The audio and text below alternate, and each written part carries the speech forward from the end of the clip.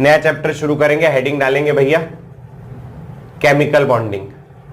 बहुत important chapter है ये केमिकल बॉन्डिंग। नीट की परीक्षा में इस चैप्टर से कम 4 से 6 सवाल आते हैं नीट में, 4 से 6 क्वेश्चन नीट में। ये मैं कंजर्वेटिवली बोल रहा हूं, कंजर्वेटिवली मतलब कम करके आकर रहा हूं, 4 से 6 कम बोल रहा हूं, इससे ज्यादा भी आ जाते हैं। और जेई में कम से कम 2 से 3 क्वेश्चन जेई में आते हैं इससे, जेई मेंस में, ठीक है, क्योंकि जेई मेंस में सवालों की संख्या कम होती तो 2 से 3 ही आते हैं, है ना। मगर बहुत इंपॉर्टेंट चैप्टर है और स्कूल की परीक्षा में भी 7-8 नंबर रहते हैं इसके, तो अच्छा चैप्टर है केमिकल बॉन्डिंग। इसमें अपन पढ़ेंगे बॉन्ड के बारे में। तो सबसे पहले हेडिंग डालिए बॉन्ड। बॉन्ड क्या होता है? बॉन्ड छोटी सी बात है, बॉन्ड के बारे में हेडिंग डालिए बॉन्ड। तो लिखेंगे भैया बॉन्ड के अंदर a force of attraction, bond के अंदर लिखेंगे a force of attraction, a force of attraction which keeps, a force of attraction which keeps two atoms, molecules, two atoms comma molecules,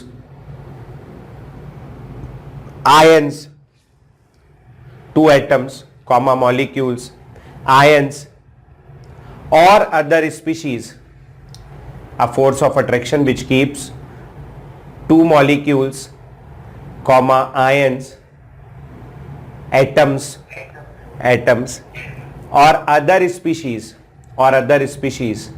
together as a single unit, together as a single unit।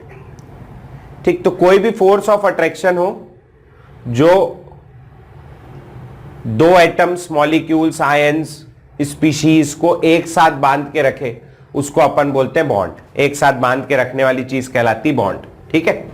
अब bond जो है एक कई प्रकार के हो सकते हैं, आप भी जानते हैं कई प्रकार के बॉन्ड होते हैं। तो अब हेडिंग डालेंगे छोटा सा क्लासिफिकेशन। हाँ गुड इवनिंग सर। हाँ गुड इवनिंग, म्यूट कर दे, पढ़ा लेंगे। हाँ हाँ, क्लासिफिकेशन ऑफ बॉन्ड्स, हेडिंग डालेंगे क्लासिफिकेशन ऑफ बॉन्ड्स। अभी शुरू किया हूं, 2 लाइन ऊपर बॉन्ड की परिभाषा लिखाया हूं आदित्य, ज्यादा कुछ नहीं पढ़ाया हूं, नया चैप्टर है, नए पेज से हेडिंग डाल लेना केमिकल बॉन्डिंग और उसके अंदर 2 लाइन छोड़ देना बॉन्ड के लिए, 2 ही लाइन है, मैं लिखा दूंगा क्लास के बाद, और फिर हेडिंग डालना क्लासिफिकेशन ऑफ बॉन्ड्स। अब जो बॉन्ड है ये 2 प्रकार के होते हैं। ब्रॉड क्लासिफिकेशन में बॉन्ड जो है 2 प्रकार के होते हैं। एक होता है केमिकल बॉन्ड, केमिकल बॉन्ड, और एक होता है फिजिकल बॉन्ड। एक केमिकल बॉन्ड होगा और एक फिजिकल बॉन्ड होगा। केमिकल बॉन्ड्स के अंदर electrons are involve, electrons involve होंगे।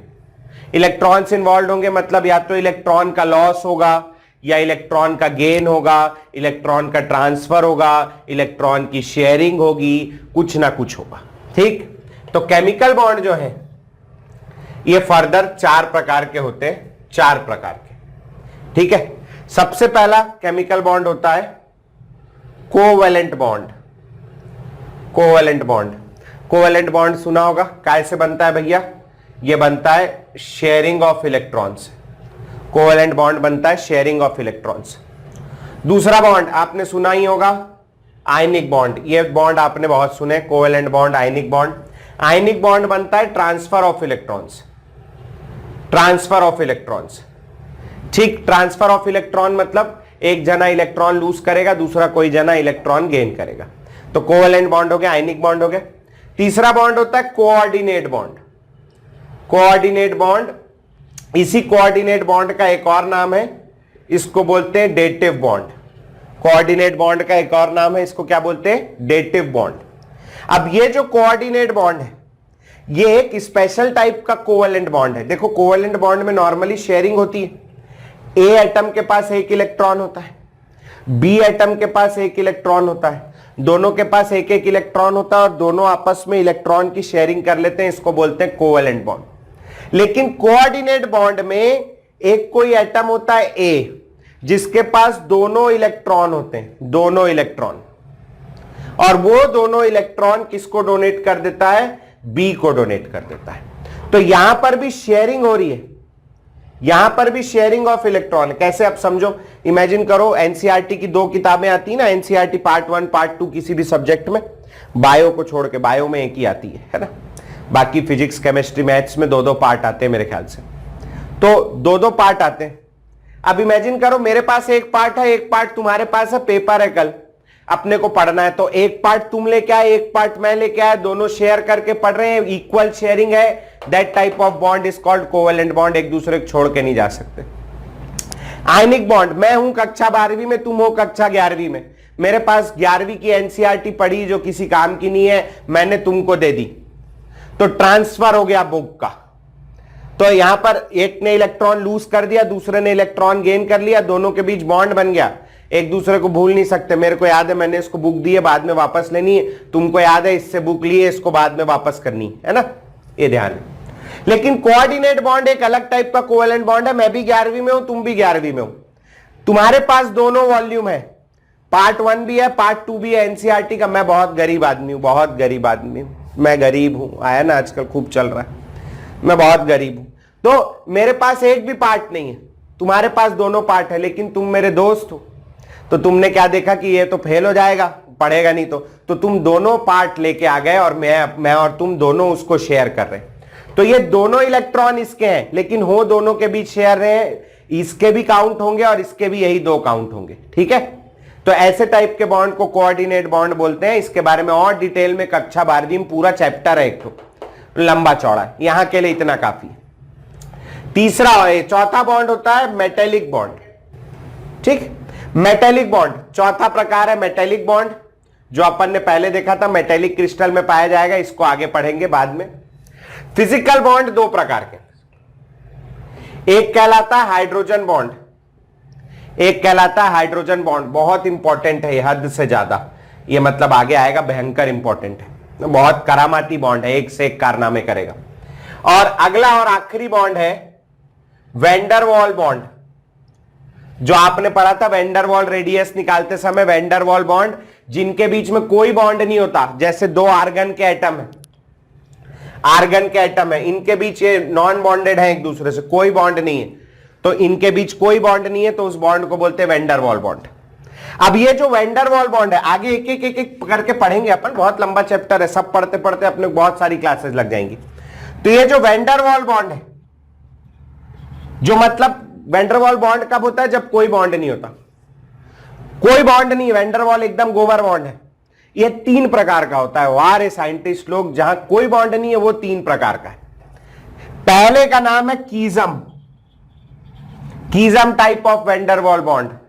दूसरा कहलाता है डी बाई, डी बाई है ना, दे बाई नहीं बोलना, दे बाई नहीं, डी बाई। और आखिरी वाला होता है लंदन। तो 3 प्रकार के वैंडरवॉल बॉन्ड होते हैं, पढ़ाऊंगा मैं धीरे धीरे, कीजम, डिबाई और लंदन। अभी केवल नाम इंट्रो है, केवल नाम देख लो कौन कौन सा क्या क्या है, ठीक है। तो ये हो गया। अब बताओ, केमिकल बॉन्ड में इलेक्ट्रॉन्स इन्वॉल्व है। इलेक्ट्रॉन कहां होता है? इलेक्ट्रॉन होता है एटम के अंदर। तो एटम के अंदर की चीज, अंदर से बॉन्ड बना है। यहां इलेक्ट्रॉन्स, फिजिकल बॉन्ड में लिख लेना, electrons are not involve, electrons involve नहीं। ये बॉन्ड अंदर से बन रहा है, ये बॉन्ड बाहर बाहर से बन रहा है। तो अंदर से बनने वाला बॉन्ड है ना, अंदर से, तुम्हारा मेरे और तुम्हारे बीच में भी एक बॉन्ड है, गुरु और शिष्य का। तुम मेरे को जानते हो, मैं तुम्हें जानता हूं।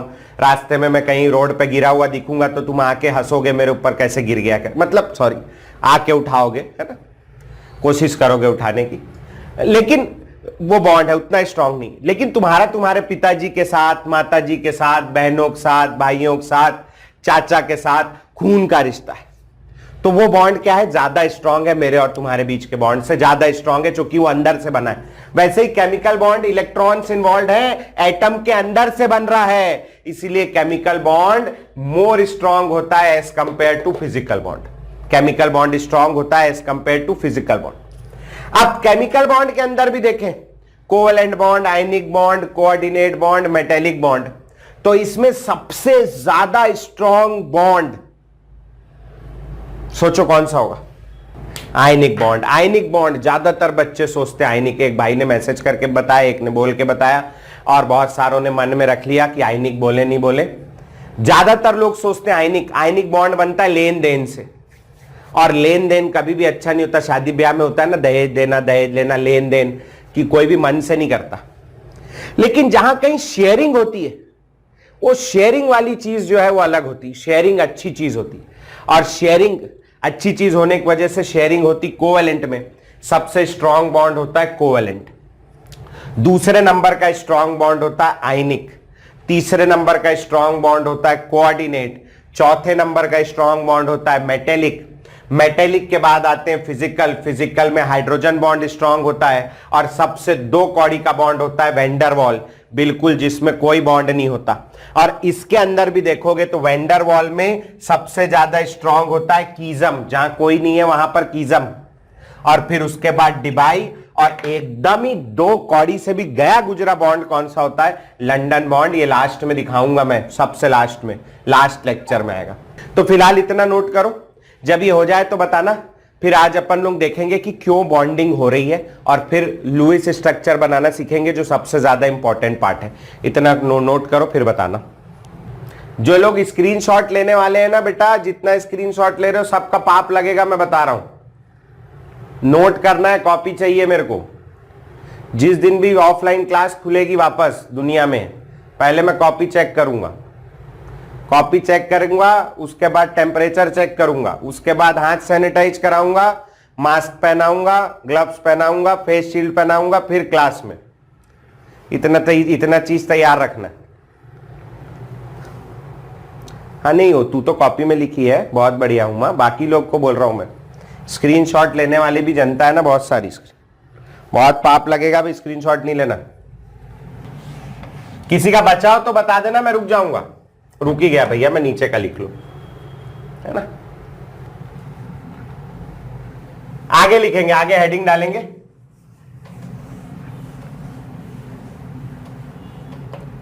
Reasons of bonding, reasons of bonding, reasons of bonding. आदमी बॉन्डिंग काहे करता है, रीजंस ऑफ बॉन्डिंग, है ना। तो यहां जो है ना, ये चैप्टर में बॉन्डिंग की तुलना मैंने ब्याह रचाने से की है, याद रखना, है ना। बॉन्डिंग उसमें भी, ब्याह रचाने में भी ये होता है ना, 2 अलग अलग यूनिट को सिंगल यूनिट के जैसे हो जाते हैं, फिर 2 परिवार एक हो जाते हैं, शादी होती है, जैसा बोलते हैं, होता नहीं है ऐसा, सब बकवास बातें। रीजंस ऑफ बॉन्डिंग, बॉन्डिंग के रीजन। तो इसमें सब वहां से तुलना करेंगे अपन। सबसे पहला लिखना, to achieve a state of, to achieve a state of minimum energy, to achieve a state of minimum energy. अच्छा, एक चीज जो मैं कम से कम 100 बार लिख चुका हूं इस बोर्ड के ऊपर, वो ये है कि energy is inversely proportional to stability, या ये बोल लो stability is inversely proportional to energy. जिसकी एनर्जी ज्यादा उसकी स्टेबिलिटी कम, एंड वाइस वर्सा, है ना, उल्टा सीधा। एनर्जी ज्यादा तो स्टेबिलिटी कम, ठीक। तो achieve a state of minimum energy, hence maximum stability. दुनिया में कोई भी बॉन्ड इसलिए बनाता है ताकि उसके जीवन में स्टेबिलिटी आ सके। पोपटलाल क्यों बॉन्ड बनाना चाहता है, पोपटलाल को आप सब लोग जानते हैं, क्यों बॉन्ड बनाना चाहता है, उसकी जीवन में स्टेबिलिटी नहीं हो, चाहता है स्टेबिलिटी आ जाए, ठीक है, इसलिए। ठीक, to achieve a state of minimum energy hence maximum stability. ठीक, अब 2 लोग हैं, 2 एटम है, एक एटम है जगदलपुर में, एक एटम है जगदलपुर, सबने सुना है, अपने इधर दूर है, रायपुर से 200-250-300 किलोमीटर इस तरफ है, मेरे घर से इस तरफ पड़ता है, आपके घर से हो सकता है कहीं और पड़ता हो, जगदलपुर।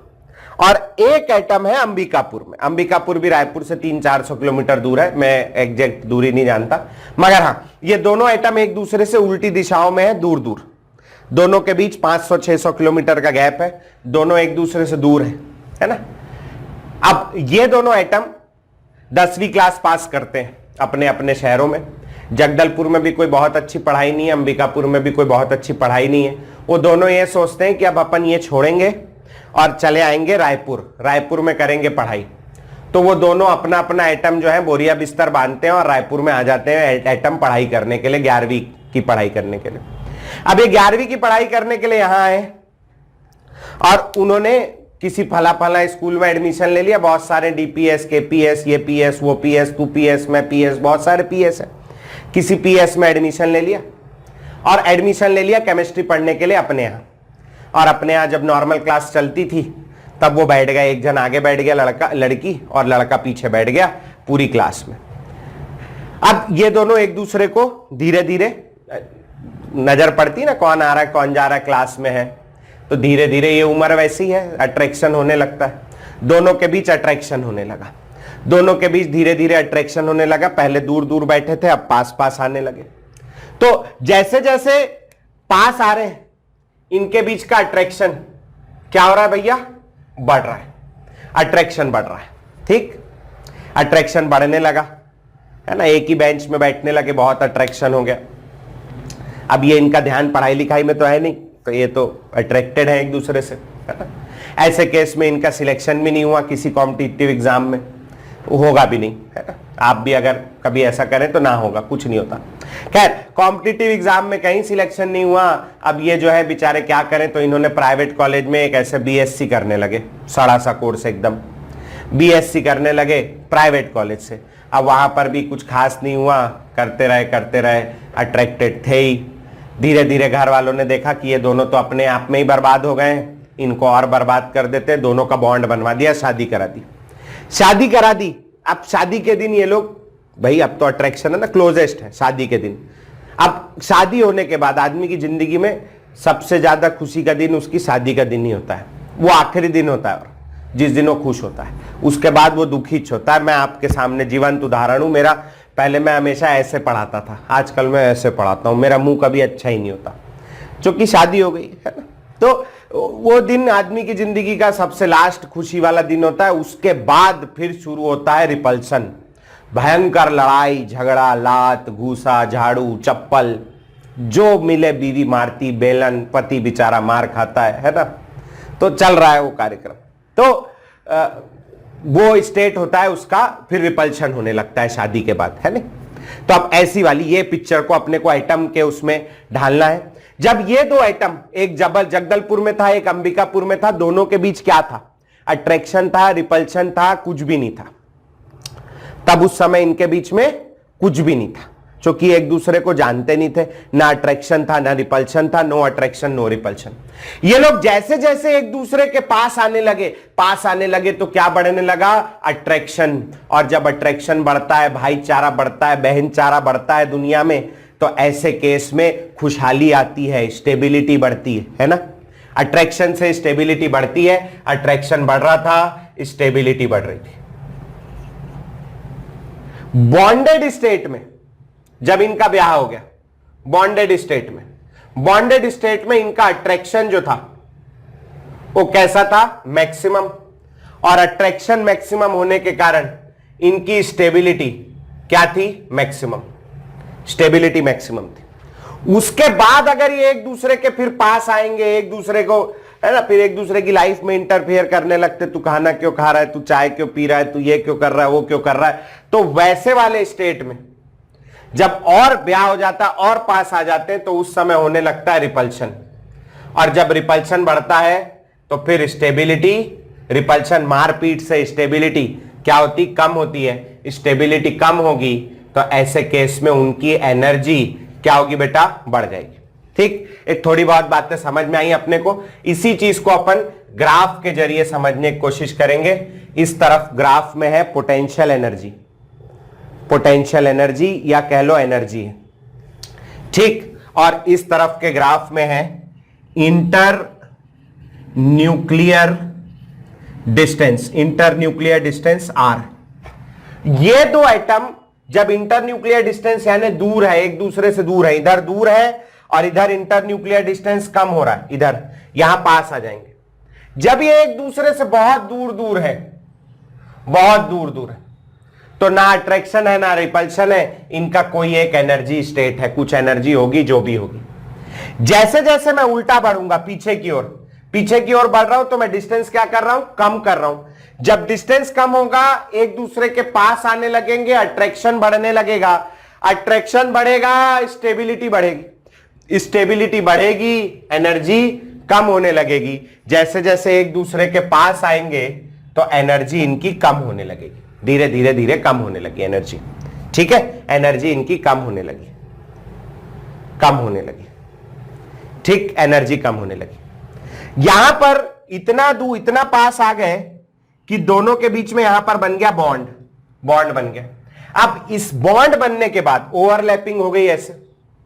अब अगर ये इसके बाद और पास आने की कोशिश करेंगे, तो जब और पास आने की कोशिश करेंगे तो इस न्यूक्लियस पे भी पॉजिटिव चार्ज है, इस न्यूक्लियस पे भी पॉजिटिव चार्ज है, दोनों के बीच क्या होने लगेगा, रिपल्शन। और इस रिपल्शन की वजह से रिपल्शन होगा, रिपल्शन की वजह से स्टेबिलिटी कम हो जाएगी, और स्टेबिलिटी कम होने की वजह से एनर्जी क्या होगी, बढ़ जाएगी। और एनर्जी बढ़ जाएगी तो एकदम तेजी से बढ़ती। ये बॉन्डेड स्टेट आया और इसके बाद एनर्जी एकदम तेजी से बढ़ गई। समझ में आया? तो ये जो अवस्था दिख रही है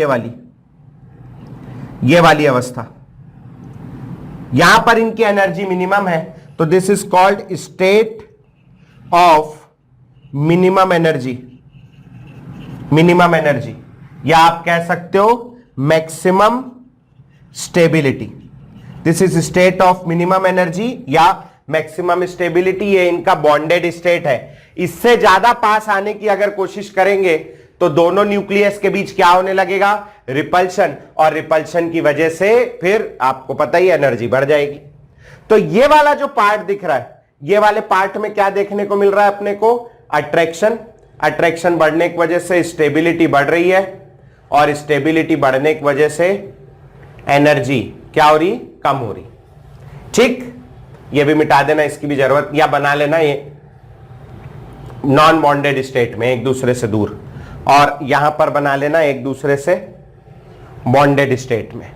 ठीक, और यहां पर क्या होगा, रिपल्शन होगा, और रिपल्शन बढ़ेगा तो स्टेबिलिटी कम होगी, और स्टेबिलिटी कम होगी तो एनर्जी क्या होगी, बढ़ जाएगी। इसलिए एकदम तेजी से एनर्जी बढ़ती है।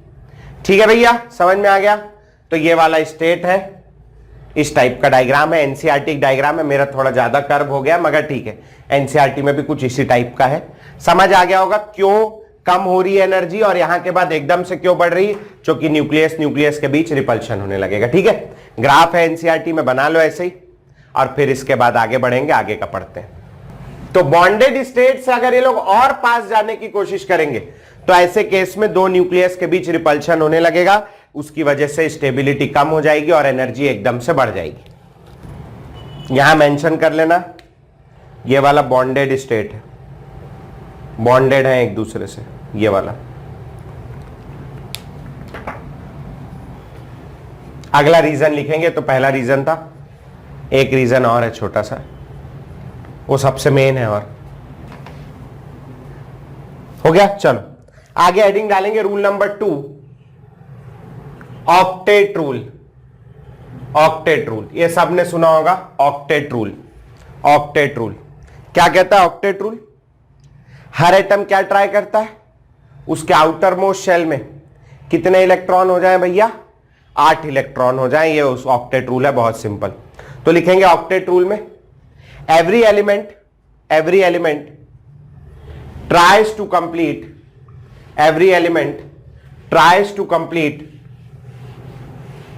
8 electrons. Every element tries to complete 8 electrons in its outermost shell. Every element tries to complete 8 electrons in its outermost shell, either by losing or gaining electrons, either by losing or gaining electrons, or by sharing electrons. या तो loose या gain करके कर ले, या electron share करके कर ले, जैसा उससे बन जाए वैसे कर ले। ठीक, क्यों करना चाहता है? क्योंकि 8 इलेक्ट्रॉन हो जाएंगे तो किसके जैसी कॉन्फ़िगरेशन हो जाएगी, नोबल गैस के जैसी, और नोबल गैसेस क्या होती हैं, बहुत ज्यादा स्टेबल। तो आपने लिखा every element tries to complete 8 electrons in its outer most shell, either by losing और गेनिंग और शेयरिंग इलेक्ट्रॉन्स, आगे लिखेंगे to achieve nearest noble gas configuration, एक रूल है। ऐसे बहुत सारे रूल हैं, जैसे ट्रैफिक में ना बहुत सारे रूल्स हैं, ट्रैफिक रूल्स होते हैं ना, उसमें एक रूल ये भी है ट्रैफिक नियमों का कि अगर आपकी गाड़ी में वो जो साइड व्यू, वो मिरर नहीं होते, रेयर व्यू मिरर जो बाइकों में लगे होते हैं, ऐसे एक्टिवा में लगे होते हैं, अगर आपकी गाड़ी में दोनों रियर व्यू मिरर नहीं है ना, तो कुछ शहरों में उसके भी चालान कट जाते हैं। अगर आपकी गाड़ी की हेडलाइट खराब है तो उसके भी चालान कट जाते हैं। अपने यहाँ रायपुर में ऐसा बहुत भोला शहर है, अपने यहाँ होता नहीं। बाकी ये सब नियम कोई मानता नहीं, अपने यहाँ तो बिल्कुल नहीं मानते। वैसे ही ऑक्टेट रूल है, बिल्कुल सड़ा हुआ रूल है, इसको कोई नहीं मानता। इसको पूरे पीरियोडिक टेबल में केवल 4 लोग मानते हैं, और मैं लिखा दूंगा कौन 4 लोग हैं, उसके अलावा और कोई नहीं मानता, केवल 4 लोग मानते हैं। तो पुराना रूल है, बहुत कोई खास काम का नहीं। ठीक, तो आदमी बॉन्डिंग क्यों करता है? बॉन्डिंग करने के उसके 2 कारण है। पहला कारण है कि उसकी स्टेबिलिटी बढ़ जाए, और दूसरा उसका ऑक्टेट कंप्लीट हो जाए। कुल मिला के दोनों ही काम से वो स्टेबिलिटी कंप्लीट बढ़ाना चाहता है। ठीक, चलो, तो ये हो गया बहुत बेसिक चीज, कोई खास काम का नहीं। यहां से कोई क्वेश्चन नहीं बनेगा, ज्यादा से ज्यादा ग्राफ कभी आपको कंपटीशन एग्जाम्स में दिख सकता है, स्कूल में तो वो भी नहीं पूछेगा। अब जो चीज मैं पढ़ाने जा रहा हूं वो हेडिंग डालेंगे भैया लुईस डॉट स्ट्रक्चर्स। ये डायरेक्टली किसी एग्जाम में बहुत कम पूछता है, डायरेक्टली नहीं पूछेगा। लेकिन जिसको ये बनाना नहीं आएगा, उससे आगे अगर आप लोगों ने स्कूल में पढ़ लिया हो तो हाइब्रिडाइजेशन, वैलेंस बॉन्ड थ्योरी, दुनिया भर की चीजें हैं और बहुत सारी जिनसे सवाल आता है। तो अगर आपको ये नहीं आएगा तो आपको वो सब भी नहीं आएगा, इसलिए है बहुत इंपॉर्टेंट, बेस है, बिल्कुल बेसिक चीज है, इसलिए अच्छे से आना जरूरी। लुईस डॉट स्ट्रक्चर, इसको समझने से पहले कुछ चीजें बेसिक अपने को पता होनी चाहिए, वो मैं आपको बता देता हूं, और बहुत आसानी से स्ट्रक्चर बनाना सीख जाओगे, बहुत इजी चीज है। जैसे मेन पी ब्लॉक अपने लिए मेन है, पी ब्लॉक में आता है boron, aluminium, gallium, indium, thallium, ये आना चाहिए अपने को। Carbon, silicon, germanium, tin, lead, nitrogen, phosphorus, arsenic, antimony, bismuth, oxygen, sulphur, selenium, tellurium, polonium, fluorine, chlorine, bromine, iodine. Astatine नहीं भी आएगा तो भी चलेगा। इसके बाद वाला ग्रुप इसलिए नहीं लिख रहा हूं मैं क्योंकि वो लोग बॉन्डिंग में भाग नहीं लेते, तो मेरे काम के नहीं। ठीक, अब बोरॉन का एटॉमिक नंबर होता है 5, कार्बन का एटॉमिक नंबर होता है 6, नाइट्रोजन का 7, ऑक्सीजन का 8 और फ्लोरीन का 9। तो ये अपने को पता होना चाहिए। इसके बाद अपने को कॉन्फ़िगरेशन लिखना आना चाहिए। कॉन्फ़िगरेशन क्या है? जैसे इसकी हो जाएगी 2 और 3, बेसिक वाली कॉन्फ़िगरेशन। इसकी हो जाएगी 2 और 4, ये हो जाएगा 2 और 5, ये हो गया 2 और 6, और ये हो गया 2 और 7। ये अपने को इतना आना चाहिए। ठीक है, अभी पहले देख लो, लास्ट में एक साथ नोट करना, मैं बता दूंगा जब। जैसे बोरॉन एटॉमिक नंबर 5, कॉन्फ़िगरेशन अब सब शेल लेवल वाली 1s2, 2s2 और 2p1, ये होती कॉन्फ़िगरेशन 1s2, 2s2, 2p1। अब इसमें ये हो गया 1s2, सॉरी वैलेंस शेल अपने काम का है, बॉन्डिंग यहां से होती है आउटर मोस्ट शेल से। ये हो गया 2s2, ये हो गया 2p1। एक चीज जो और ध्यान रखनी, बॉन्डिंग में कौन भाग ले सकता है? बॉन्डिंग को अपन ने काय से तुलना की? ब्याह रचाने से। तो मैं बॉन्ड बना सकता हूं कि मेरा एक बॉन्ड है, घर में अभी चाय छोड़ के गया, पानी भी लाके दी बेचारी, है ना। मेरा एक बॉन्ड है घर में, है ना, तो मैं बॉन्डिंग में भाग नहीं ले सकता, मैं ऑलरेडी पेयर्ड हूं, मैं काम नहीं कर सकता और बॉन्ड नहीं बना सकता। अगर मैं बना लूंगा तो दुनिया वाले खूब मारेंगे पीटेंगे मेरे को, गलत बात है, नहीं करना चाहिए। तुम बॉन्ड बना सकते हो क्या? हाँ, you are free because you are unpaired. तो बॉन्डिंग में हमेशा वही भाग लेगा जो अनपेयर्ड होगा। अब यहां पर मेरे पास एक अनपेयर्ड इलेक्ट्रॉन है, तो ये वाला बोरॉन एक बॉन्ड बना सकता है। लेकिन अगर एक बॉन्ड ये बना लेता है, जैसे मैं एक बॉन्ड बना लेता हूं, तो कोई दूल्हा है, एक बॉन्ड दुल्हन लाएगा तो एक इलेक्ट्रॉन और बढ़ेगा ना। तो इसके आउटर मोस्ट शेल में अभी 3 इलेक्ट्रॉन है, ये एक बॉन्ड बनाएगा तो एक इलेक्ट्रॉन और गेन करेगा, 4 ही इलेक्ट्रॉन होंगे, इसका ऑक्टेट पूरा नहीं होगा। ठीक, तो ऐसे केस में ये क्या करता है? यह है इसका ग्राउंड स्टेट। Ground state.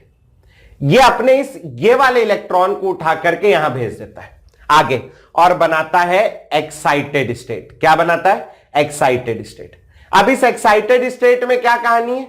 मेरे पास में ये जो दो इलेक्ट्रॉन थे, इसमें से एक इलेक्ट्रॉन आगे चला गया, ये कैसा हो गया? अनपेयर्ड। और यहां पर कितने अनपेयर्ड हो गए? 2। ये वाला यहां आया तो यहां पर एक अनपेयर्ड इलेक्ट्रॉन आ गया। टोटल मेरे पास 3 अनपेयर्ड इलेक्ट्रॉन है, तो अब मैं 3 बॉन्ड बना सकता हूं। मतलब बोरॉन 3 बॉन्ड बना सकता है। कितने बॉन्ड बनाएगा बोरॉन? 3। ये बात को ध्यान रखना। तो बोरॉन के आजू बाजू अपन ऐसा लिखेंगे, कहां लिखेंगे? यहां लिखते हैं, बोरॉन लिखेंगे। इसके आजू बाजू अपने को 3 अनपेयर्ड इलेक्ट्रॉन बनाने। इसके 4 साइड हैं, ऊपर, नीचे, राइट और लेफ्ट। तो आप एक तरफ से लिखना शुरू करेंगे, जैसे मैं ऊपर से लिखना शुरू कर रहा हूं, 1 2 3 इलेक्ट्रॉन, ऐसा बना देंगे। मतलब ये 3 बॉन्ड बना सकता है। ठीक, नेक्स्ट आगे बढ़ेंगे। आगे देखो, एक एक इलेक्ट्रॉन बढ़ते जा रहा है, एक एक इलेक्ट्रॉन बढ़ते जा रहा है। कार्बन में 4 हैं आउटर मोस्ट में, तो आप कार्बन में बनाएंगे 1 2 3 4 ऐसे। और आगे बढ़ेंगे 5 है, तो आप नाइट्रोजन में बनाएंगे, नाइट्रोजन या उसकी पूरी फैमिली की बात चल रही ना, पूरी फैमिली की। नाइट्रोजन में 5 बनाने, 1 2 3 4। अब 5वां कहां बनाऊं? कहीं पर भी एक पेयर कर दो, ये 5वां हो गया। अब ये पेयर है, और पेयर है तो बॉन्डिंग में भाग लेगा क्या? नहीं लेगा। अब जो बॉन्डिंग में भाग, इमेजिन करो जैसे मेरी शादी हुई, छोटी सी कहानी बताता हूं। मेरी शादी हुई, अब मेरी शादी में बहुत सारा ना काम जो करना होता है ना, जैसे तेल चढ़ाना है, हल्दी चढ़ाना है, ये सब काम घर की बहनों का और बुआओं का होता है। बुआ वगैरह को ये सब ड्यूटी मिलती। उसके अगेंस्ट, मतलब उसके फेवर में, कि उसने मेरे को तेल लगाया, हल्दी लगाई, मेहंदी लगाई, उसके अगेंस्ट में हम लोग उनको गिफ्ट देते हैं, नेक बोलते हैं जिसको, है ना। तो नेक में क्या है, औरतें साड़ी दे देते हैं। तो मैंने अपनी बुआ को एक साड़ी दे दी। अब बुआ को साड़ी दे दी, अब बुआ है महिला, और महिलाओं को साड़ी, एक साड़ी दी मैंने। मेरे को कायदे से क्या करना था, मेरे को साड़ी वाले को बुलाना था, दुकान लगाता हूं, फिर वहां से बुआ चूज करती, फिर भी उसको पसंद नहीं आती, घर जाके वापस एक बार एक्सचेंज करा के लाती हो। ये महिलाओं का नेचर होता है, लड़कियां बुरा नहीं मानेंगी बेटा। एक साड़ी में बुआ को बोल दिए चूज करना है, बुआ को पसंद आनी नहीं। बुआ को पसंद आनी नहीं तो बुआ चले गई फूफा जी के पास, रोने लगी, अरे यार ये देखो मेरे भतीजे ने कैसी साड़ी दे दी, इतनी गंदी, इसमें इतना बड़ा बड़ा प्रिंट है, मेरे पसंद नहीं है, ये है वो है। अब ये रूठ गई है। अब बाकी जगह शादी चल रही है, वो शादी में भाग नहीं ले रहे दोनों बुआ फूफा, वो रूठ गई है, साइड में बैठी हुई है, लोन है, अलोन है, और अलोन बैठा है, बॉन्डिंग में भाग नहीं ले रहा। ये भी अलोन है, बॉन्डिंग में भाग नहीं ले रहा। तो इसको बोलते हैं अपन लोग, क्या बोलते हैं इसको बोलते हैं लोन पेयर। क्या बोलते हैं? Lone pair. अलोन पेयर की जगह लोन पेयर बोलते हैं। ठीक, नेक्स्ट, ऑक्सीजन में 6 इलेक्ट्रॉन, ऑक्सीजन बनाओगे, 6 इलेक्ट्रॉन लिखने आपको, 1 2 3 4 5 और एक मैंने नीचे बना दिया 6। तो अब इस केस में मेरे पास 2 लोन पेयर, 2 लोन पेयर है, बड़ी बुआ फूफा, छोटे बुआ फूफा, ऐसे याद रख लेना। ठीक है, 2 लोन पेयर। नेक्स्ट बात, अच्छा नहीं, कुछ ऐसे कोई खास बहुत रॉकेट साइंस नहीं, मैं तो शादी की बात कर रहा था। ठीक, ये वाला जो है ये लोन पेयर है ना, कोई बहुत बड़ी बात नहीं, लोन पेयर है। ये बॉन्डिंग में भाग नहीं ले रहा। बॉन्डिंग में कौन भाग लेता है? जो अनपेयर्ड। तो नाइट्रोजन का ये बॉन्डिंग में भाग नहीं ले रहा, तो ये लोन पेयर। ऑक्सीजन में 6 इलेक्ट्रॉन है आउटर मोस्ट में, तो 1 2 3 4 5 और 6, तो इस केस में मेरे पास 2 लोन पेयर। फ्लोरीन में 7 इलेक्ट्रॉन बनाने, तो 1 2 3 4 5 6 7 ऐसे बना दिए। तो यहां पर अब मेरे पास कितने लोन पेयर आ गए बेटा? मेरे पास यहां 3 लोन पेयर्स है। तो यह बात ध्यान रखना, सबसे ज्यादा इंपॉर्टेंट बात है यह बात ध्यान रख लेना। ठीक, इसके अलावा अपने काम आएगा। फिर भाग गया क्या वो? आओ, फिर भाग गया, कहां भाग गया पता नहीं कहा। बाकी सबका नेटवर्क ठीक चल रहा है? Yes sir. चल बढ़िया है ना। चल, अब इसके अलावा एक चीज और ध्यान रखना है अपने को, हाइड्रोजन आ गया क्या? वापस आ गया, ये घूमता रहता है यहां से वहां। हुआ भैया विवेक? ठीक, हाँ सर, हुआ तो है। हुआ है, इतना दुखी मत हो और गुस्सा हो जाए, बोले साले कोई इज्जत नहीं मेरी, उसकी खुशी कर मनाओ। बढ़िया हो गया सर, अच्छी बात है नहीं। चल, इस क्लास हुआ ही नहीं था नेट के कारण। ओ ऐसे होता है यार, मेरे खुद का हो गया था एक दिन, बहुत परेशान हुआ था मैं। मेरे साथ तो ऐसा इशू है, मैं आपको सच्ची बात बता रहा हूं। जिस दिन मेरे पास कोई नया बच्चा आता है ना, जिस दिन, मैंने कई बार नोटिस किया है इस पूरे सेशन में, जिस दिन मेरे पास नया बच्चा आता है उस दिन मेरा नेट नहीं चलता। पता नहीं क्या ऊपर वाले को मेरे से वो है, तो कि तुमने भी कोई ने नया पहली दिन ज्वाइन किया होगा तो उस दिन नेट का प्रॉब्लम फिक्स है। बैकअप क्लास रखूंगा मैं, उसमें नेट चलेगा ही नहीं मेरा, पता नहीं क्या प्रॉब्लम है। कुछ तो है जो है ऊपर, काला साया, कोई भूतनी उतनी का साया है मेरे को लग रहा है। खैर छोड़ो। इसके अलावा एक एलिमेंट है हाइड्रोजन। हाइड्रोजन अपने को याद रखना, हाइड्रोजन के पास एक ही इलेक्ट्रॉन होता है और ये एक ही बॉन्ड बनाता है, इतनी बात याद रखना। ठीक हो जाएगा, यहां तक के कोई तकलीफ नहीं। हां, ये भी याद रखना है, हाइड्रोजन के पास एक इलेक्ट्रॉन है, ये एक बॉन्ड बनाएगा। और ऑक्सीजन के पास, आप ऑक्सीजन के पास देखो, दो अनपेयर्ड इलेक्ट्रॉन है, दो अनपेयर्ड इलेक्ट्रॉन, और दो अनपेयर्ड इलेक्ट्रॉन होने के कारण ऑक्सीजन दो बॉन्ड बनाता है। तो ये इतनी बातें अपने को याद होनी चाहिए। कौन सी? एक तो ये डब्बा जो मैंने बनाया है, बोरॉन के पास तीन अनपेयर्ड इलेक्ट्रॉन है, तीन बॉन्ड बनाएगा। कार्बन 4 बना सकता है, नाइट्रोजन 3 बना सकता है, ऑक्सीजन 2 बना सकता है, फ्लोरीन 1 बना सकता है। तो इतनी बात अपने ध्यान होनी चाहिए। सबसे पहले ये लिख लो, है ना, उसके बाद ये जरूर से लिख लो डब्बे में बंद करके, और उसके बाद एक छोटी सी चीज मैं और बताऊंगा, वो देख के फिर स्ट्रक्चर बनाना शुरू करेंगे। नोट करो जल्दी से। जिस तरीके से मैंने बनाया ना उसी तरीके से करना जब भी आएगा। जैसे आपको बोल रहा है नाइट्रोजन है, तो नाइट्रोजन एटॉमिक नंबर 7, 2 और 5, 5 इलेक्ट्रॉन होंगे आउटर मोस्ट में। नाइट्रोजन लिखो 1 2 3 4 5, कभी गलत नहीं होगा। ठीक है, तो यहां नजर आएगा एक लोन पेयर है और 3 अनपेयर्ड इलेक्ट्रॉन है।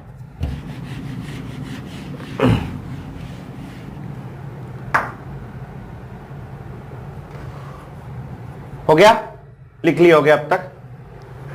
चलो, अब ये बात हुई, नाइट्रोजन की बात करते हैं। नाइट्रोजन फिर से 7 इलेक्ट्रॉन है, 1s2 2s2 2p3, ये वाली इसकी कंडीशन।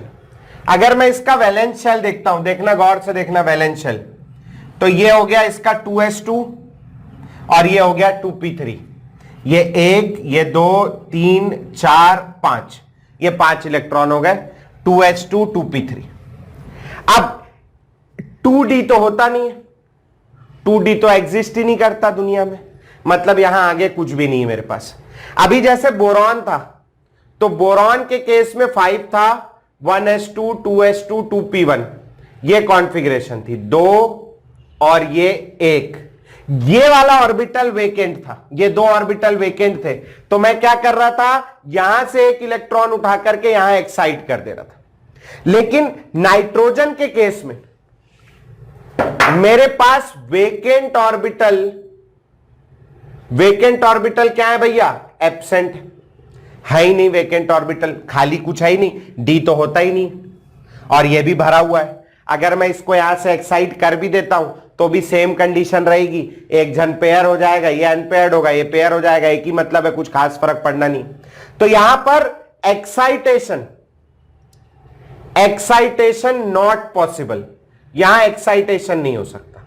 समझ में आई बात? ठीक। लेकिन नाइट्रोजन का बड़ा भाई है फास्फोरस, नाइट्रोजन के आगे फास्फोरस आता है, ये सब मिटा रहा हूं मैं। नाइट्रोजन के आगे आता है फास्फोरस। फास्फोरस का जो एटॉमिक नंबर है, फास्फोरस का जो एटॉमिक नंबर है वो है 15। इसकी कॉन्फ़िगरेशन होती है 1s2 2s2 2p6 3s2 3p3 और 3d वेकेंट होता है, 3d एग्जिस्ट करता है, 2d नहीं होता, 3d होता है। तो 3d 0 है, यहां पर मेरे पास वेकेंट ऑर्बिटल है, वेकेंट ऑर्बिटल है। ऐसे केस में ये जो इसका वैलेंस शेल अगर मैं बना लूं तो ये हो गया 3s2, ये हो गया 3p3 और ये हो गया 3d5। अब ये तीनों बॉन्डिंग में भाग ले रहे हैं, ये लोन पेयर है बुआ पुपा। अपन ने बुआ पुपा की लड़ाई करा दी, बुआ पुपा को एक्साइट कर दिया, अरे बुआ आपके बारे में पुपा जी कितना गंदा बंदा बोलते हैं, छी छी छी। बुआ गुस्से में आ जाएगी, बुआ गुस्से में आ जाएगी, एक्साइट होके कहां आ गई? आगे वाले ऑर्बिटल में आ गई, ये था ग्राउंड स्टेट, ग्राउंड स्टेट। आगे बन गया आपका एक्साइटेड स्टेट, बुआ गुस्से में एक्साइट हो गई। यहां एक इलेक्ट्रॉन है, यहां 3 इलेक्ट्रॉन है, और बुआ ने पुप्पा जी छोड़ दिया, ये इस तरीके से। तो अब अपने अच्छा सही में तो इमेजिन नहीं करने लगे, कई लोग अपनी बुआ पुप्पा सही में पकड़, अरे ऐसे नहीं करना, बहुत मारेंगे पिताजी सुनेंगे तो। हाँ, तो ये जो है, अब मेरे पास 5 अनपेयर्ड इलेक्ट्रॉन है, यहां एक्साइटेशन पॉसिबल है, एक्साइटेशन पॉसिबल है, और एक्साइटेशन पॉसिबल होने के कारण मेरे पास 5 अनपेयर्ड इलेक्ट्रॉन है, और 5 अनपेयर्ड इलेक्ट्रॉन होने के कारण 5 बॉन्ड्स कैन बी फॉर्म्ड। कितने बॉन्ड बना सकते हैं अपन लोग? 5। एक्साइटेशन कहां नहीं होगा?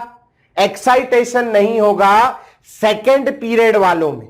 सेकेंड पीरियड में भी किसमें? नाइट्रोजन, कार्बन में, नाइट्रोजन नहीं, कार्बन में तो हो जाता है, बाकी नाइट्रोजन में, ऑक्सीजन में और फ्लोरीन में, यहां नहीं होगा। बाकी उसके नीचे वाले 4 से ज्यादा बॉन्ड या कह लो 8 से ज्यादा इलेक्ट्रॉन रख सकते हैं, यह बात को ध्यान रखना। ठीक है जी, हो गया। तो यह बात दोनों लिख लेना, है ना। यहां वेकेंट ऑर्बिटल नहीं है, वेकेंट डी ऑर्बिटल नहीं, इस वजह से बहुत तमाशा हो रहा है। ये 2 बात लिखना, और अब इसके बाद अपन स्ट्रक्चर बनाना शुरू करेंगे। ये 2 बात लिख लो फटाक से। अब मेन काम करेंगे अपन, तैयारी कर रहे थे अभी तक।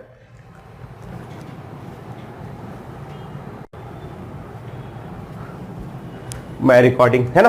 तो ये जैसे BF3 बनाना है, तो सेंट्रल एटम बोरॉन हो गया, और बोरॉन, चुप 2 मिनट, बोरॉन के आउटर मोस्ट में 3 इलेक्ट्रॉन, एक फ्लोरीन यहां, एक फ्लोरीन यहां, और एक फ्लोरीन यहां, इस तरीके से। वैसे ही BCl3 बनाना है, तो बोरॉन हो गया, आउटर मोस्ट में 3 इलेक्ट्रॉन, एक क्लोरीन यहां, एक क्लोरीन यहां, और एक क्लोरीन यहां, इस तरीके से करना है। ठीक है, चलो। तो मैं आपको कुछ दे रहा हूं, मॉलिक्यूल बनाना शुरू करो फटाफट। H2O, H2S, है ना, बहुत इजी। और क्या दे दूं मैं, और क्या दे दूं मैं आपको? NH3, PCl3, PCl5, SF6, SF4, IF7, और क्या दिया जाए, और क्या दिया जाए? H2, Cl2, N2, O2। ये बहुत बेसिक हो गए। ठीक, चलो पहले इतने बनाओ, इतने डिस्कस करेंगे। कितने हो गए? 1 2 3 4 5 6 7 8 9 10 11 12 12 हो गए। पहले इतने बनाओ, पहले इतने बना लोगे, उसके बाद और दूंगा।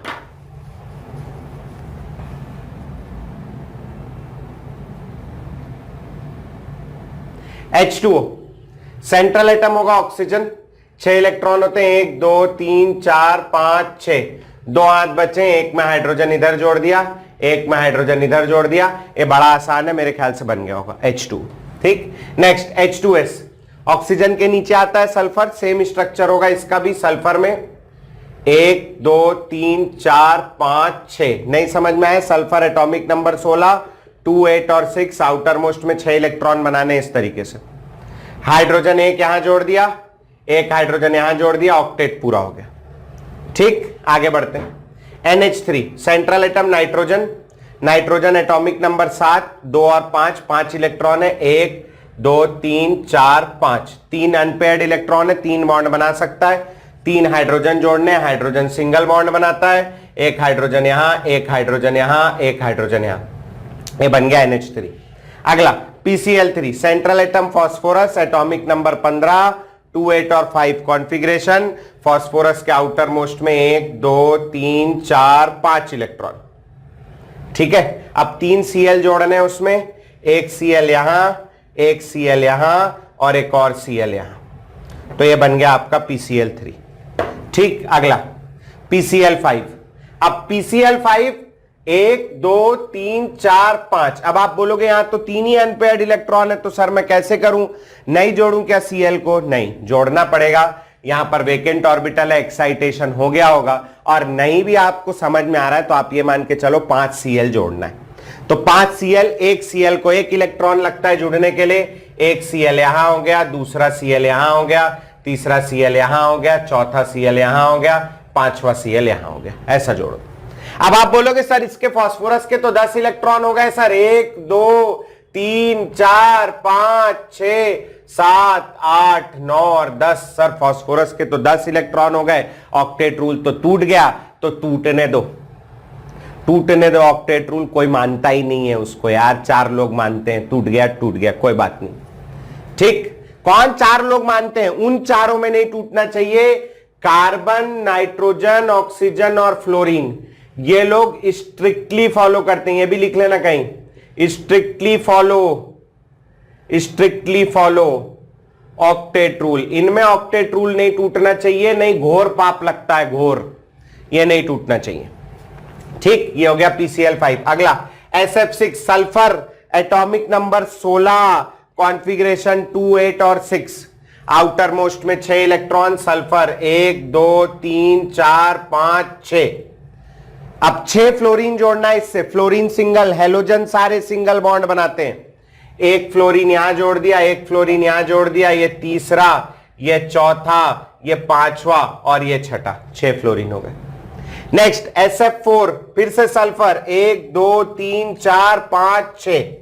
सबसे पहले जोड़ो अनपेयर्ड में, यहां बन गया एक फ्लोरीन, ये दूसरा फ्लोरीन, ये बन गया SF2।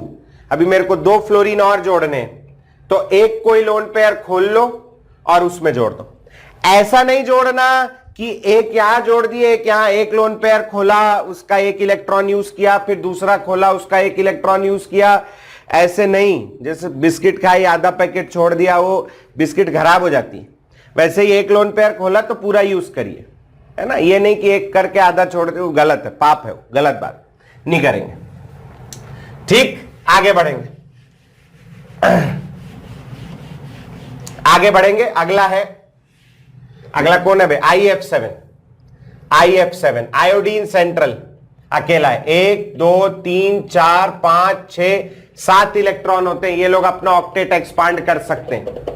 आयोडीन है, बहुत नीचे आता है। 7 फ्लोरीन जोड़ना है, 1 2 3 4 5 6 7 फ्लोरीन, ए जोड़ दिया, ए बन गया IF7, चलेगा, कोई तकलीफ नहीं।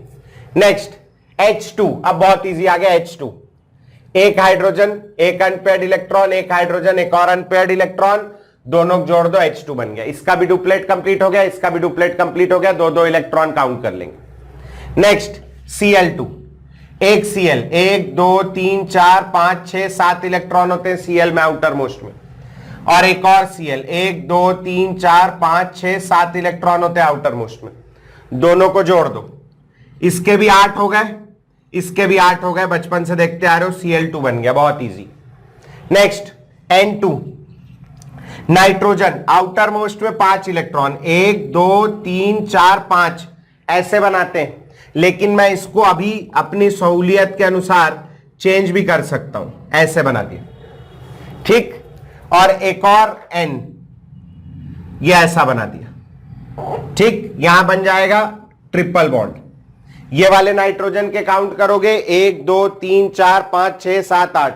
ये वाले नाइट्रोजन के काउंट करोगे, 1 2 3 4 5 6 7 8, 8 इलेक्ट्रॉन दोनों के हो गए। अगला है O2, एक ऑक्सीजन, 1 2 3 4 5 6, 1 2 3 4 5 6। अब इधर पीछे तो कोई है ही नहीं बॉन्डिंग करने के लिए, तो मैंने ये वाले इलेक्ट्रॉन को भी यहां बना लिया और ये वाले इलेक्ट्रॉन को यहां बना लिया, ये बन गया दोनों के बीच डबल बॉन्ड। कितने इलेक्ट्रॉन हो गए काउंट करो, 1 2 3 4 ऊपर नीचे हो गए, बॉन्ड में 5 और 6 और नीचे 7 और 8। वैसे ये वाले के 1 2 3 4, बॉन्ड में 5 6 7 8, 8 इलेक्ट्रॉन ऑक्टेट पूरा हो गया। समझ आया? किसी के पूरे सही थे क्या A to Z? आर्या के सही थे, बहुत बढ़िया, और विवेक के भी सही थे, बहुत बढ़िया, और बस नहीं है यार, नीचे भी हैं, अंशिका, अनिकेत, कृतिका, बहुत बढ़िया, वेरी गुड। एक आध दो गलत वाले, 3 तक गलत वाले, चलो बाकी लोग हैं 3 तक गलत वाले। ठीक, कोई बात नहीं, बनेगा बेटा, धीरे धीरे बनेगा, चलो। हाँ, 10-12 तो गलत थे अगर, तो कोई बात नहीं है, वो फिर बहुत गड़बड़ है। 10-12 गलत थे, 1 आध 2 3 तो चलेगा, कोई बात नहीं। बनाओगे, इतने बनाओगे कि आखिरी तक सीख जाओगे, निश्चिंत रहो। एक खत्म हुए तक के सारी क्लास अटेंड करोगे, जो बोलूंगा वो करोगे तो सब सीख जाओगे, चिंता नहीं करना। चल, ये हो गया, आगे बढ़ेंगे। किसी को कोई डाउट भी नहीं है ऐसा मैं एज्यूम कर रहा हूं, होता तो आप लोग बोल देते अभी तक। आगे बढ़ेंगे और बनाना शुरू करेंगे भैया। CO2, SO2, SO3 और क्या करूं मैं, इसके बाद तो कॉम्प्लेक्स वाले हैं सब। चलो देना शुरू करता हूं कॉम्प्लेक्स वाले। HNO2, एक कहानी सुनानी पड़ेगी लेकिन उसके लिए सुना दूंगा। HNO3, H2SO3, H2SO4। अब ये कॉम्प्लेक्स बढ़ा रहा हूं मैं, डिफिकल्ट करते जा रहा हूं। H2S2O6, H2S2O7, H2S2O8 और इसके बाद H3PO4, नहीं, हाँ H3PO4, H3PO3, H3PO2। चलो, ये 13 है, पिछले बार 12 थे, ये 13 है, 25 हो गए। फिर और कराऊंगा, एक सेट और है मेरे पास, चिंता नहीं करो। एक सेट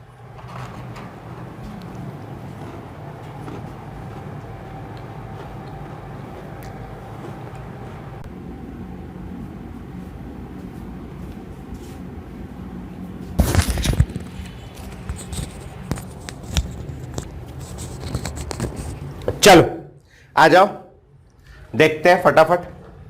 अभी बना नहीं होगा तुम्हारे से, और ज्यादा परेशान हो भी मत, मैं सिखा रहा हूं, धीरे धीरे सीखोगे इसी के अंदर। हाँ, CO2 बना लियोगे। सेंट्रल एटम होगा कार्बन, इसके 1 2 3 4 इलेक्ट्रॉन होते हैं मैं जानता हूं, लेकिन मेरे को इससे जोड़ने 2 ऑक्सीजन, और हर ऑक्सीजन बनाता है डबल बॉन्ड, ये भी मैं जानता हूं।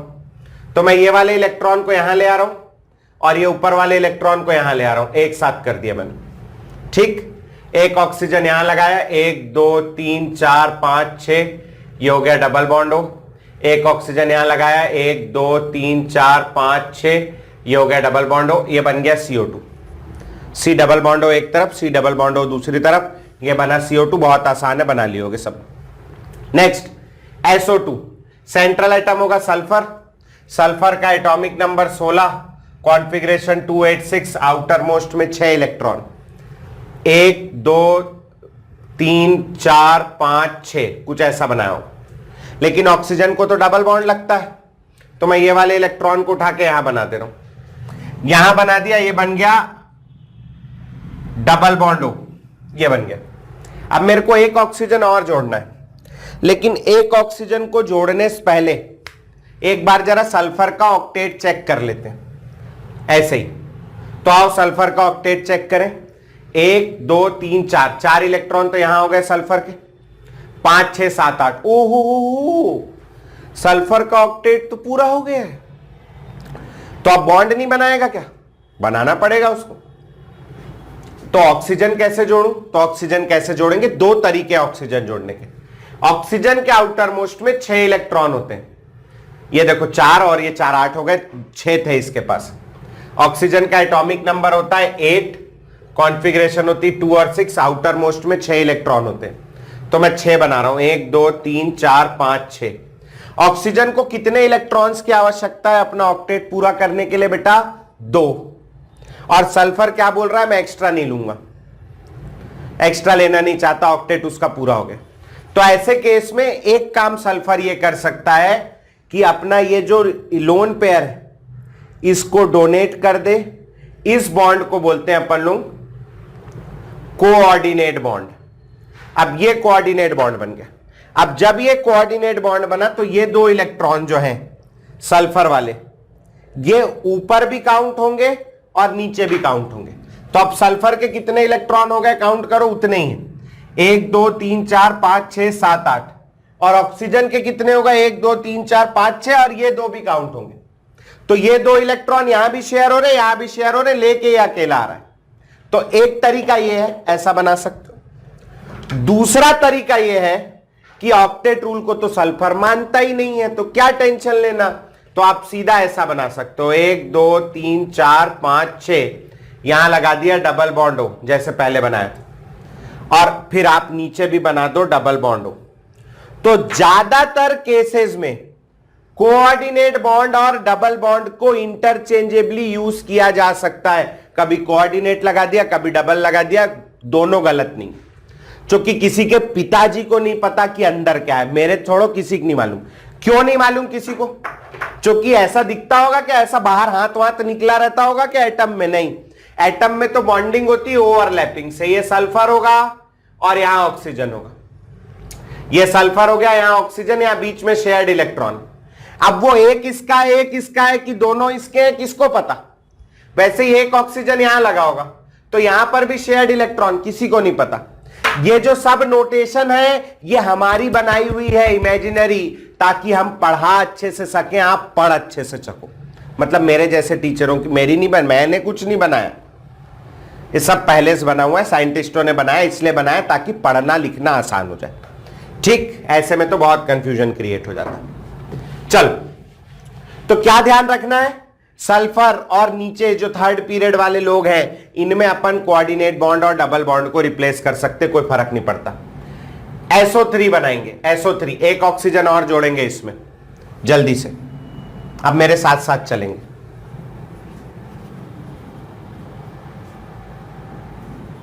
बन गया होगा अभी तक के, बहुत इजी। SO3 सल्फर, ऐसे पहले SO2 में एक ऑक्सीजन और जोड़ना, और क्या बड़ा काम है SO3 में। 1 2 3 4 5 6 ऐसा बना दिया। एक डबल बॉन्ड ओ बना दिया, एक कोऑर्डिनेट बॉन्ड ओ बना दिया, और एक और कोऑर्डिनेट बॉन्ड ओ बना दिया। ये बना दिया, या सल्फर एक डबल बॉन्ड ओ बना दिया, एक और डबल बॉन्ड ओ बना दिया, और एक और डबल बॉन्ड ओ बना दिया। दोनों स्ट्रक्चर करेक्ट है, कोई भी गलत नहीं। ठीक, कोई गलत बोल ही नहीं सकता दुनिया में, कोई गलत बोले उतार के मारो। इस केस में, नाइट्रोजन वगैरह के केस में जो लोग ऑक्टेट रूल का पालन करते हैं, कार्बन, नाइट्रोजन, ऑक्सीजन, फ्लोरीन, उनमें 8 से ज्यादा इलेक्ट्रॉन नहीं होना चाहिए। यहां 8 से ज्यादा हो गए। टोटल 6 बॉन्ड है, हर बॉन्ड में 2 इलेक्ट्रॉन होता है। यहां सल्फर के 12 इलेक्ट्रॉन हो गए, लेकिन डरने की बात नहीं है, ऑक्टेट रूल फॉलो ही नहीं करता। केवल 4 लोग करते हैं, कार्बन, नाइट्रोजन, ऑक्सीजन, फ्लोरीन। फिर से बता रहा हूं मैं। ठीक, चलो आगे आ जाते हैं। अब ये आ गया नाइट्रोजन। अब यहां पर मेरे को बनाना है HNO2। HNO2 सबसे पहले चूज करेंगे आप कि यहां सेंट्रल एटम कौन होगा। सबसे पहले ये चूज करेंगे कि सेंट्रल एटम कौन होगा HNO2 में। चलो बताओ कौन होगा, एक आध। नाइट्रोजन। नाइट्रोजन, बहुत बढ़िया। नाइट्रोजन इसलिए होगा क्योंकि नाइट्रोजन के पास सबसे ज्यादा हाथ है, तो वो ज्यादा लोगों से जुड़ सकता है, इसलिए वो सेंट्रल एटम होगा नाइट्रोजन। 5 इलेक्ट्रॉन होते हैं, 1 2 3 4 5, ये आपको ध्यान रखना है। दूसरी बात ये ध्यान रखनी है, ऑक्सीजन डबल बॉन्ड बनाता है, एक ऑक्सीजन को 2 इलेक्ट्रॉन चाहिए, और हाइड्रोजन सिंगल बॉन्ड बनाता है, एक हाइड्रोजन को 1 इलेक्ट्रॉन चाहिए भैया, है ना। इतनी बात आपको ध्यान रखनी। अब यहां पर प्रॉब्लम है। क्या प्रॉब्लम है, देखो इधर। यहां पर एक नाइट्रोजन है जिसके पास ये 5 इलेक्ट्रॉन कुल अवेलेबल है, 5, जिसमें से ये वाला बॉन्डिंग में भाग नहीं लेगा जनरली, है ना, यही वाले लेते हैं। दूसरी चीज, ये जो बना है ये एसिड है, नाइट्रस एसिड बोलते हैं इसको। HNO2 is called nitrous acid. Nitrous acid, ये सारे के सारे ऑक्सी एसिड्स ऑफ नाइट्रोजन। ये HNO2 HNO3 नाइट्रोजन के ऑक्सी एसिड्स हैं। ये जो सल्फर वाले बनाए मैंने यहां तक के, ये 5 ऑक्सी एसिड्स ऑफ सल्फर हैं, और ये बाद के 3 जो बनाए ये ऑक्सी एसिड्स ऑफ फास्फोरस है। ये सब ऑक्सी एसिड्स हैं, इनको ऑक्सी एसिड बोलते हैं। ऑक्सी एसिड क्यों बोलते हैं? Oxy for oxygen, acid for hydrogen, oxy acid. तो इन ऑक्सी एसिड के अंदर OH बॉन्ड कंपलसरी होता है, इसको ध्यान रखना। OH बॉन्ड कंपलसरी होता है, फिक्स है, OH बॉन्ड होगा ही होगा। ठीक, तो अपने पास नाइट्रोजन हो गया, ऑक्सी एसिड है, HNO2 बनाना है। तो सबसे पहले मैं क्या बनाऊंगा, एक O, और O के दो हाथ होते, तो मैंने लगा दिया H। तो ये क्या बन गया आपका, OH हो गया। NOH यहां तक के हो गया। ऑक्सी एसिड्स में OH एटलीस्ट एक तो होना ही चाहिए, कम से कम एक तो जरूरी, उसके बिना बात नहीं बनेगी। अब HNO2 में से मेरा हाइड्रोजन हो गया, दो में से एक ऑक्सीजन हो गया, एक नाइट्रोजन हो गया। क्या बनाना बचा है, एक ऑक्सीजन लगाना बचा है। और अगर एक ऑक्सीजन लगाना है बेटा, तो ऑक्सीजन को क्या लगेगा, डबल बॉन्ड। तो यहां का इलेक्ट्रॉन मैंने यहां लिख दिया, और मैं क्या करने वाला हूं, अब बोलो, डबल बॉन्ड O। तो ये बन गया आपका HNO2। ठीक, नेक्स्ट ट्राई करेंगे HNO3। ये भी ऑक्सी एसिड है नाइट्रोजन का, इसको बोलते हैं nitric acid. This is nitric acid. Nitric acid का स्ट्रक्चर बनाएंगे जल्दी से। सेंट्रल एटम फिर से नाइट्रोजन, ऐसे भी समझ में आ रहा है। HNO2 में एक ऑक्सीजन और जोड़ेंगे, HNO3 बन जाए, कोई बहुत बड़ी बात नहीं। ऑक्सी एसिड है, OH बॉन्ड जरूरी, ये लगा दिया OH। ठीक, अब आगे, अब मेरे को क्या बचा, HNO3 में से H हो गया, एक O हो गया, N हो गया, दो ऑक्सीजन और जोड़ने, एक ऑक्सीजन यहां जोड़ दिया, डबल बॉन्ड हो। अब एक ऑक्सीजन और जोड़ना है, कैसे जोड़ूं बताओ, बताओ कोई। सर कोऑर्डिनेट बॉन्ड लगा सकते, कोऑर्डिनेट ही लगाना पड़ेगा। क्यों लगाना पड़ेगा, क्योंकि नाइट्रोजन का ऑक्टेट पूरा हो गया, 1 2 3 4 5 6 7 8, और नाइट्रोजन जो है वो ऑक्टेट रूल का एकदम बोलना चाहिए ना उसको, स्ट्रिक्ट फॉलोअर है, बिल्कुल एकदम पागल है ऑक्टेट रूल के पीछे, उसको नींद नहीं आती बिना ऑक्टेट रूल के। तो आपको वो ऑक्सीजन लगाना पड़ेगा through a coordinate bond. Coordinate bond से लगाने पर ये वाला जो 2 इलेक्ट्रॉन है यहां चला जाएगा, नाइट्रोजन का ऑक्टेट 8 का 8 बना रहेगा, 1 2 3 4 5 6 7 8, और ऑक्सीजन का भी ऑक्टेट पूरा हो जाएगा। तो ये HNO3 का स्ट्रक्चर है। अब एक छोटा सा सवाल, इस केस में मैं इस कोऑर्डिनेट बॉन्ड को डबल बॉन्ड से चेंज कर सकता हूं कि नहीं कर सकता हूं, हाँ या ना, Y और N, यस और नो। यहां नहीं कर सकता, बहुत बढ़िया, वेरी गुड। बहुत सारे लोगों ने नो बोला, यहां नहीं कर सकता। क्यों नहीं कर सकता, क्योंकि नाइट्रोजन का ऑक्टेट पूरा हो गया है। अगर मैं इसको डबल बॉन्ड बना दूंगा तो 8 से ज्यादा इलेक्ट्रॉन हो जाएंगे, ये बात को ध्यान रखना, 8 से ज्यादा नहीं करना है यहां पे। ठीक, चल आगे बढ़ेंगे। अगला एसिड है अपने पास। अब यहां से तुम लोग खुद बनाना शुरू करो, मैं 2 मिनट दे रहा हूं, फिर डिस्कस करेंगे। सीख गए तुम लोग। H2SO3 ये सल्फर का ऑक्सी एसिड है, इसको कहते हैं sulphurous acid. Sulphurous acid, sulphurous acid. H2SO4 आप जानते हो, that is called sulphuric acid. Sulphurous acid से शुरू करो बनाना, 2-4 बनाओ, फिर डिस्कस करेंगे। चलो जी, आ जाओ करते हैं। 29 हो गया, थोड़ा सा डिस्कस कर लेते हैं। H2SO3 sulphur atom, central atom, sulphur atom बोल रहा हूं। सेंट्रल एटम कौन होगा इसमें, सल्फर।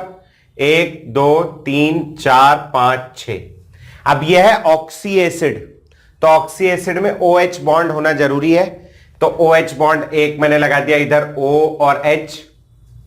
ठीक, एक और हाइड्रोजन है, मैंने एक और लगा दिया इधर, O और H, ये बन गया। अब एक ऑक्सीजन बचा है, एक ऑक्सीजन को कहां लगाओगे, सल्फर है, तो आप चाहो तो या तो डबल बॉन्ड O लगा दो, डबल बॉन्ड भी लगा सकते हो, क्योंकि सल्फर अपना ऑक्टेट एक्सपांड कर सकता है, 8 से ज्यादा इलेक्ट्रॉन रख सकता है। और अगर आप चाहो तो यहां पर कोऑर्डिनेट बॉन्ड भी लगा सकते हो, वो भी गलत नहीं है। ये वाला स्ट्रक्चर अगर किसी ने बनाया है तो ये स्ट्रक्चर भी सही है, ये भी सही है, गलत नहीं है। ठीक, H2SO3। आगे बढ़ेंगे, अगला वाला, ये बहुत इंपॉर्टेंट है H2SO4। मेरे को आज भी याद है, मैंने पहले साल पढ़ाना शुरू किया था, सन 2009-10 की बात है, 10-11 साल हो गए मेरे को पढ़ाते। उस साल की 12वीं वाली क्लास थी, 12वीं वाली, 11वीं वाली भी नहीं, 12वीं वाली क्लास में ऐसे ही कुछ पढ़ाते पढ़ाते H2SO4 की जरूरत पड़ी स्ट्रक्चर की उसकी। उस क्लास में ना 10-12 बच्चे बैठे थे, 10-12-15 बैठे रहे होंगे। तो मैंने ऐसे क्लास में पूछ लिया कि H2SO4 का स्ट्रक्चर क्या होता है, बना के दिखाओ अपनी अपनी कॉपी में। भाई साहब 15 बच्चे बैठे रहे होंगे ना, तो 15 प्रकार का H2SO4 बना था, 15 प्रकार का। और मतलब आश्चर्य की बात यह है 15 में से एक भी सही नहीं था, सब गलत। तो यहां बहुत गलती करते हैं H2SO4 में, लेकिन आप लोग जो कि धीरे धीरे बनाते आ रहे हैं, मेरे को नहीं लगता आपने गलती की होगी। Central atom, central atom sulphur, कितने इलेक्ट्रॉन होंगे? 1 2 3 4 5 6। ऐसा है सिंपल भैया, H2SO3 में एक ऑक्सीजन और जोड़ना है, कोई बड़ी बात नहीं है, एक ऑक्सीजन सिंपली और जोड़ देना इसके अंदर। तो सबसे पहले तो 2 हाइड्रोजन है, एक OH यहां लगा दिया, एक OH यहां लगा दिया, ये हो गया। ठीक, नेक्स्ट 2 ऑक्सीजन और जोड़ने बचे मेरे को, 2 हाइड्रोजन हो गए, एक सल्फर हो गया, 2 ऑक्सीजन हो गए। 2 ऑक्सीजन और जोड़ने बचे, एक ऑक्सीजन में लगा दूंगा कहां? नीचे, और एक ऑक्सीजन में कहां लगा दूंगा? ऊपर। चाहे तो डबल बॉन्ड से लगा दो, और डबल से नहीं लगाना है तो कोऑर्डिनेट बॉन्ड से लगा दो। ठीक, बना था। कितने लोग का H2SO4 सही बना था? हाथ उठाना जरा देखूं मैं। क्या बात, ओहो हो, लगभग लगभग सभी का बन गया था। जो 2-4 लोगों का नहीं बना था वो अपने पूर्वजों जैसा ही बिहेव कर रहे हैं ना, जो 10 साल पहले के पूर्वज थे, उनसे नहीं बना, तुमसे भी नहीं बनेगा कह रहे हैं। चलो नेक्स्ट, कोई बात नहीं, आगे बनाना। H2S2O6, H2S2O6। अब यहां बताओ सेंट्रल एटम कौन है? मैं चैट वाला ऑप्शन खोल लूं, मेरा बंद था। क्या होंगे? दोनों सल्फर, दोनों सल्फर सेंट्रल होंगे। 2 नेता हैं, 2 नेता, और 2 नेता हैं तो सबसे पहले दोनों नेताओं को आपस में जुड़ा होना चाहिए। अगर वो लोग आपस में नहीं जुड़ेंगे तो फिर वो बोलते हैं ना, डिसीजंस डिफर करने लगेंगे। तो दोनों सल्फर को आपस में जोड़ना जरूरी। पहला सल्फर 1 2 3 4 5 6, दूसरा सल्फर 1 2 3 4 5 6, ऐसे बना लिया। ठीक, दोनों को आपस में जोड़ दो through a single covalent bond, ये दोनों सल्फर जुड़ गए। अब क्या बनाना है मेरे को भैया? 2 H है तो मैं क्या जोड़ूंगा? 2 OH। तो पहला ऑक्सी एसिड है ना, पहला O और H, दूसरा O और H, 2 OH जोड़ दिए। मेरे पास क्या क्या हो गया? 2 H2 हो गया, डन। 2 सल्फर हो गए, डन। ऑक्सीजन 2 हुए, कितने जोड़ने? 6। कितने और बचे? 4। अब तो अंधे को भी दिखने लगेंगे। कहां जोड़ोगे? 2 यहां ये वाले सल्फर पे, और 2 यहां ये वाले सल्फर पे। ये बन गया H2S2O6। किसी का बना था ऐसा? हाथ उठाना। 1 जन 2 जन है अभी अपने पास ऐसे वाले, अरे नहीं बहुत सारे यार, क्या बात है। चलो कोई बात नहीं, जिनका नहीं बना कोई बात नहीं, बहुत बढ़िया, बहुत सारे लोग हैं ऐसे वाले। इसके आगे बनाएंगे, अब मेरे को बना के दिखाएंगे H2S2O7।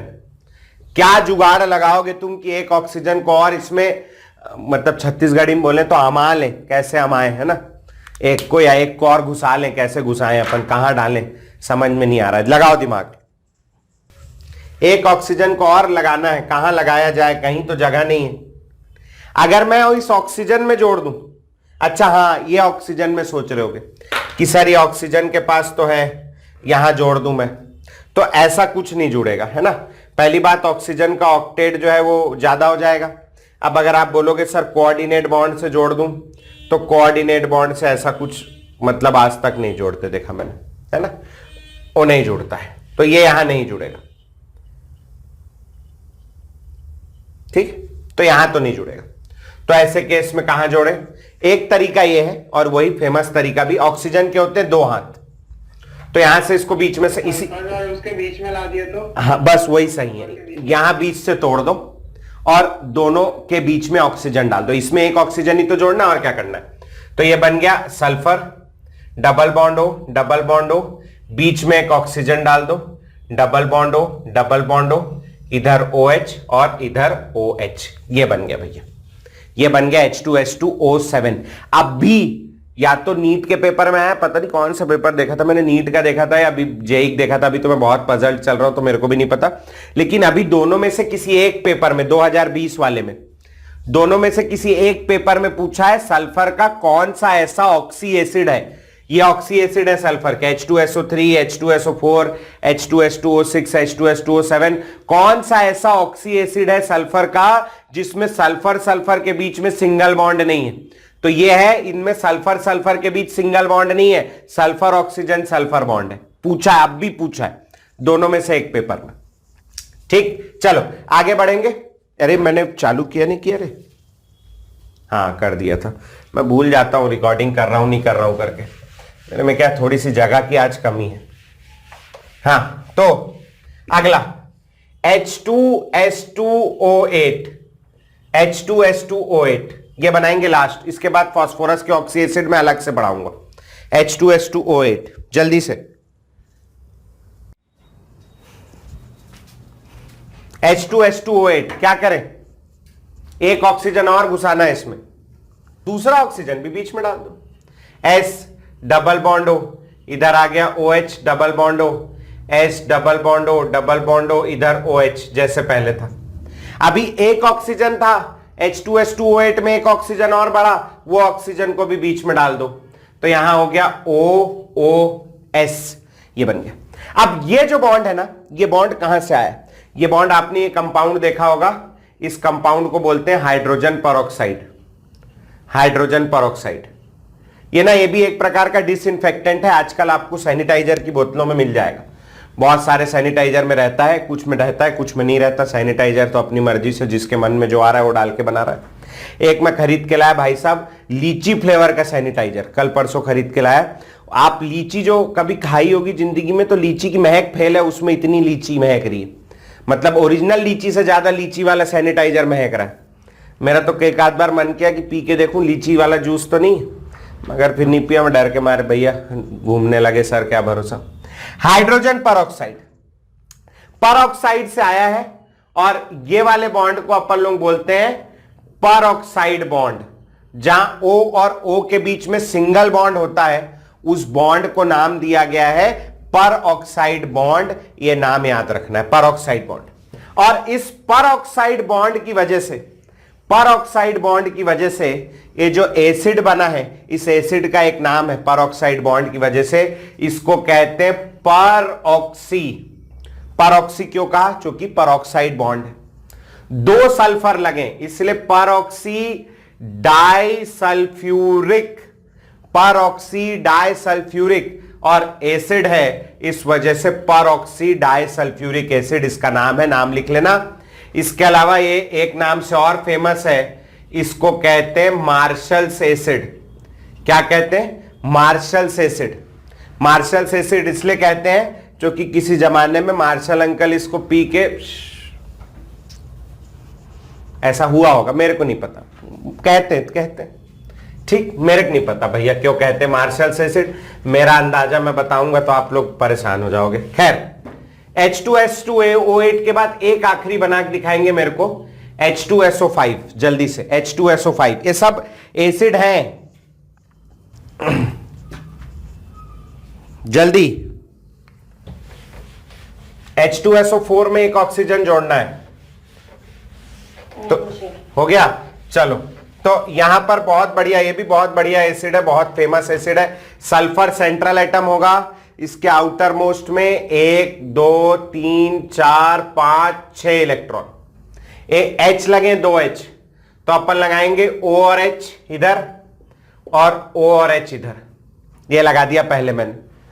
अभी 3 ऑक्सीजन जोड़ने, 2 तो मैं जोड़ दूंगा, ये बन गया, तो H2SO4 बन गया। मेरे को H2SO5 बनाना, एक ऑक्सीजन और जोड़ना बचा है मेरा, के बीच में कहीं पे भी, हाँ, या तो इधर कहीं पर भी OOH लगा दिया, ये बन गया। अब यहां फिर से ये कौन सा बॉन्ड बना? This is again peroxide bond, और इस परऑक्साइड बॉन्ड की वजह से इस एसिड का नाम है परऑक्सी। यहां डाइसल्फ्यूरिक लगाया था क्योंकि 2 सल्फर थे, यहां 1 सल्फर है, peroxy mono sulphuric acid, peroxy monosulphuric acid, इसको कहते हैं कैरोज एसिड। कैरोज एसिड क्यों? कैरो अंकल पी लिए होंगे, हमको क्या पता। ठीक, तो ये हो गया भैया। और आखिरी जो है अपन देखने वाले हैं, ये होमवर्क रहेगा तुम्हारा, मैं समझा दे रहा हूं क्या करना है, क्योंकि मेरे में ना फोन में अब वो नहीं बची डेटा और टाइम भी खत्म हो रहा है, तो मेरे में आएगा नहीं वो recording. Oxy acids of phosphorus, इसको अगली क्लास में देखेंगे। ऑक्सी एसिड्स ऑफ फास्फोरस, एक चीज इसमें नोटिस करके रखना, 3 ऑक्सी एसिड है, H3PO4, H3PO3, H3PO2, इसको बोलते हैं फास्फोरिक एसिड, इसको कहते हैं फास्फोरस एसिड, इसको कहते हैं हाइपोफॉस्फोरस एसिड। खैर गोली मारो।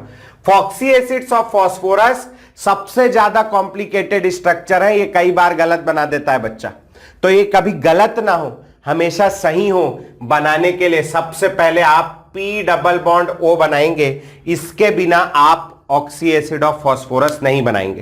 सबसे पहला यहां पर P डबल बॉन्ड O बनाते हैं। ठीक, तो ये चीज ध्यान रखना, लिख लेना। और ये 3 एसिड तुम्हारा होमवर्क है, ये 3 तुम घर से बना के लाओगे। अगली क्लास में आओगे तो मैं आयंस जैसे CO3-2 ion, SO4-2 ion, SO3-2 ion, इस टाइप के जो आयंस हैं इनका स्ट्रक्चर कैसे बनाते हैं वो बताऊंगा। और आयनिक बॉन्ड शुरू करेंगे पढ़ना, मतलब मेन जो आप पढ़ना है वो शुरू करेंगे। ठीक है जी, तो ये तुम्हारा होमवर्क है, करके लाना है। तब तक के लिए नमस्कार।